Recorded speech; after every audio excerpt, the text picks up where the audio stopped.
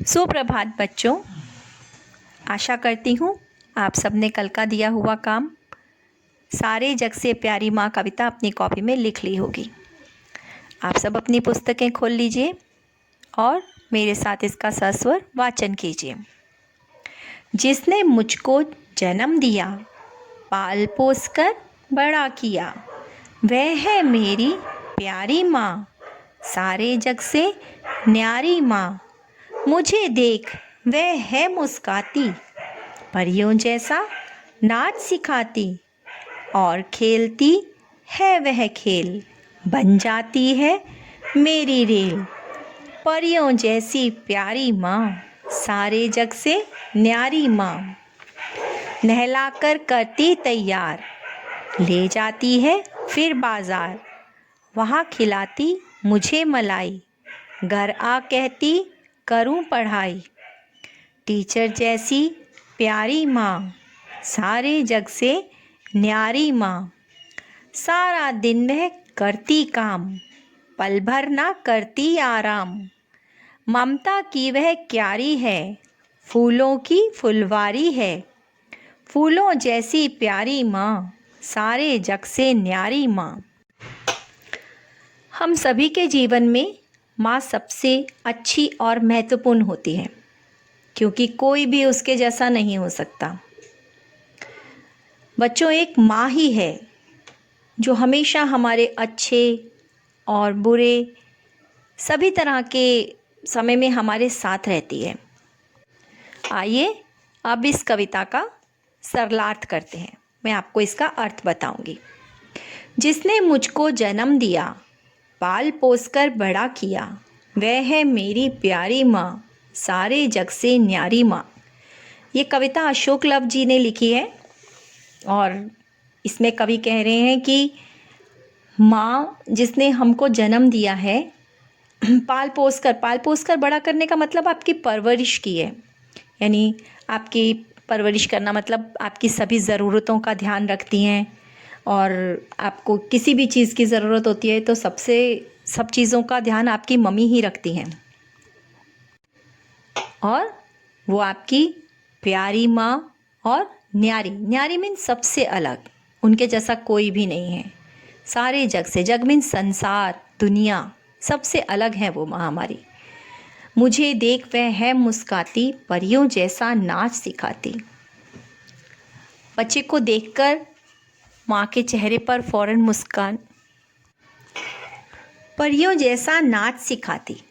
परियों का क्या मतलब है बच्चों? यहाँ पर परियों का मतलब है वो अप्सरा। आप सभी परियों के बारे में जानते हैं, जो एक जगह से दूसरी जगह पर आसानी से चली जाती हैं और कहीं पर भी वो जा सकती हैं, गायब हो सकती हैं, आ सकती हैं। सेम वे में आपकी मम्मी भी, माँ भी हमारी सभी तरह से, हर तरह से हमारे सभी काम करती हैं और जो भी चीज़ की ज़रूरत होती है वो पूरी करती हैं। परियों जैसा नाच सिखाती, आपके साथ नाचती हैं, खेलती हैं, बन जाती है मेरी रेल, कभी आपके साथ रेल बनती हैं। हर तरह से माँ सभी तरह के काम करती हैं और इसीलिए माँ को परियों जैसी प्यारी माँ बोला है इस कविता में। और सारे जग से, न्यारी मीन सबसे अलग, सबसे भिन्न। नहलाकर करती तैयार, फिर ले जाती बाजार, वहाँ खिलाती मुझे मलाई, घर आ कहती करूँ पढ़ाई। आपको जब आपकी छुट्टियाँ होती हैं, आपको तैयार करके वो बाज़ार ले जाती हैं, वहाँ पर आपको अच्छी अच्छी तरह की, अलग अलग तरह की डिशेस खिलाते हैं, व्यंजन खिलाते हैं, और वापस आकर आपको ये भी कहती हैं कि पढ़ाई करो। टीचर जैसी प्यारी माँ, सारे जग से न्यारी माँ। टीचर मीन्स आपकी अध्यापिका। आपकी माँ आपकी पढ़ाई का काम भी आपकी माँ कराती है। स्कूल से भी पहले आपकी माँ ही होती है। बच्चों की माँ उन्हें स्कूल की शुरुआत घर पर ही करवाती है। आपके स्कूल के सारे कामों में भी वो आपकी मदद करती है।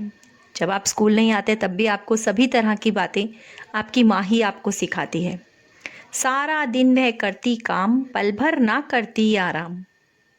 माँ घर में आपकी सुबह उठती हैं, सबसे पहले माँ उठती हैं और देर तक वो काम करती रहती हैं, और आपके सोने के बाद वो सोती हैं।